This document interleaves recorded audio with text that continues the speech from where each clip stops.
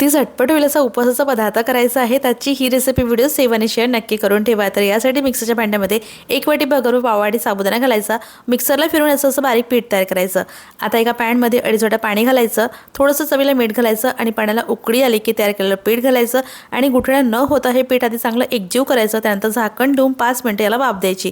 आता गॅस बंद करायचा आणि याला थंड करून घ्यायचं। त्यानंतर एका परातीमध्ये काढूया। यामध्ये सतत 2 मध्यम आकाराचे उकळलेले बटाटे किसून घालायचे, 2 ते 3 चमचे दाण्याचा कूट, बारीक चिरलेली हिरवी मिरची, थोडंसं चिली फ्लेक्स, भाजलेल्या जिऱ्याची पूड आणि चवीला मीठ घालायचं आणि हे पीठ चांगलं मळून घ्यायचं। आता छोटे छोटे गोळे करायचे आणि व्हिडिओमध्ये दाखवते त्या पद्धतीने याचे नगेट्स तयार करून घ्यायचे। सगळे नगेट्स मी अशाच पद्धतीने करून घेतले आणि गरम तेलामध्ये मध्यम आचेवर छान सोनेरी रंग येईपर्यंत तळून घ्यायचे। मस्त उपवासाचे नगेट्स तयार आहेत। मस्त असे क्रिस्पी आणि आतून एकदम सॉफ्ट हे उपवासाचे नगेट्स तयार होतात। चवीला इतके भारी लागतात ना। तर या आषाढी एकादशीला तुम्ही सुद्धा हे उपवासाचे नगेट्स जरूर ट्राय करा। रेसिपी कशी वाटली मला कमेंटमध्ये सांगायला विसरू नका आणि अशाच रेसिपीसाठी फॉलो करा।